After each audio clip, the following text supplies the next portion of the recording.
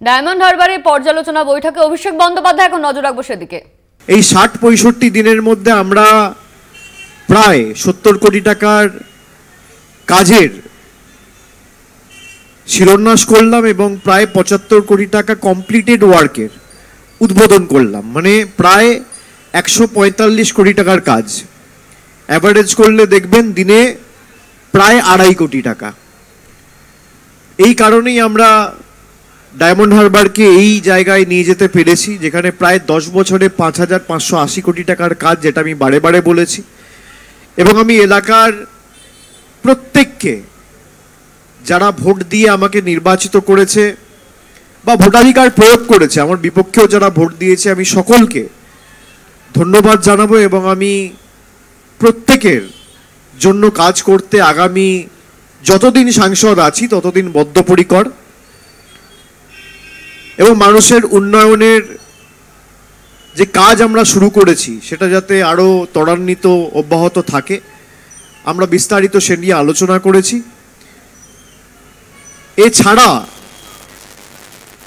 কয়েকটি জায়গা থেকে আমাদের হেলথ সমস্যা, বিশেষ করে যে সাবসেন্টারগুলো রয়েছে এবং প্রাইমারি হেলথ সেন্টারগুলো রয়েছে, PHC, sub centre, health wellness centre, এখানে পর্যাপ্ত পরিমাণের ওষুধ বা ডাক্তারের কিছু সমস্যা আমরা পেয়েছি, সেগুলোও যাতে অগ্রাধিকার দিয়ে আমরা দেখি, সেটা নিয়েও আমরা বিস্তারিত আলোচনা করেছি।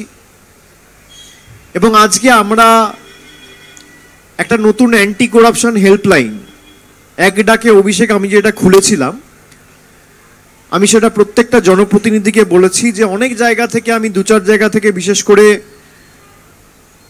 সাতগাছিয়ার কয়েকটা জায়গা, মহেশতলার কয়েকটা জায়গা থেকে আমি গত ২ মাসে ৭-৮টা কমপ্লেন পেয়েছি যে অনেক জায়গায় মানুষকে কয়েকটা জায়গায় কাজ করতে গিয়ে, বিশেষ করে যে এজেন্সিরা কাজ পায়, কিছু বাধার সম্মুখীন হতে হয়। এবং পার্টির নাম করে অনেক সময় তাকে ভয় দেখানো, শাসানোর একটা প্রবণতা অনেক জায়গায় তৈরি হয়। সবাই করে, আমি সে কথা বলছি না। এক ডাকে অভিষেকের যে নাম্বারটা রয়েছে 7887777877, এই নাম্বারের একটা হোয়াটসঅ্যাপ চ্যানেল আমরা করেছি। এখানে সরাসরি রেকর্ড করে যদি কেউ কারোর কাছ থেকে এসে টাকা চায় বা ভয় দেখায় বা দলের পজিশন বা দলের পদ ব্যবহার করে কাউকে ভয় দেখানোর চেষ্টা করে, সরাসরি ভিডিও তৈরি করে আপনি সেই হোয়াটসঅ্যাপ চ্যানেলে পাঠিয়ে দেবেন। আমরা সেটা পুলিশ প্রশাসনকে ফরওয়ার্ড করব, পুলিশ প্রশাসন সেটা যাচাই করে দেখবে। যদি তার মধ্যে কোনো রকম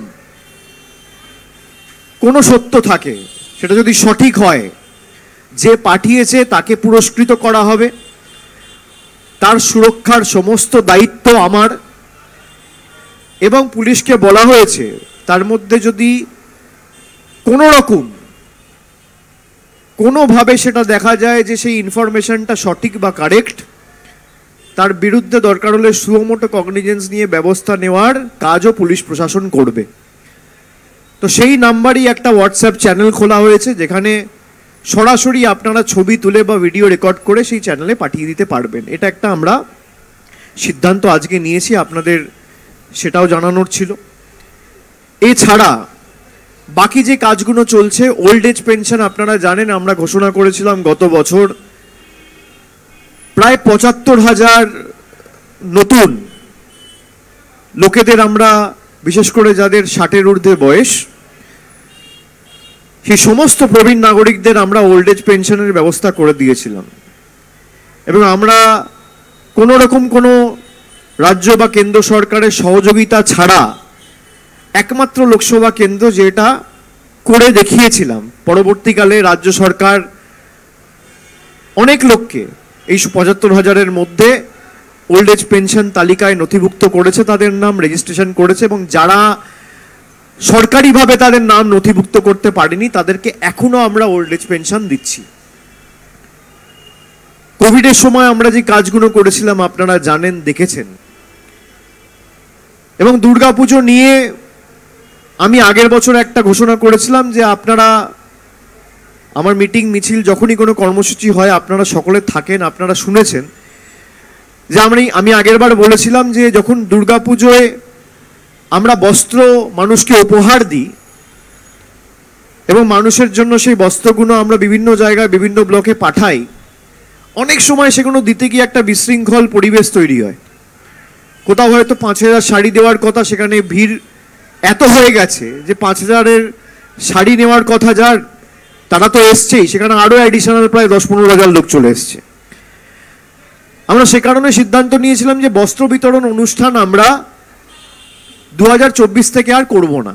বাড়িতে বাড়িতে গিয়ে আমাদের প্রতিনিধিরা বস্ত্র দিয়ে আসবে, যাতে সত্যিই কাপড়ের প্রয়োজন, পুজোয় নতুন কাপড় পরবে,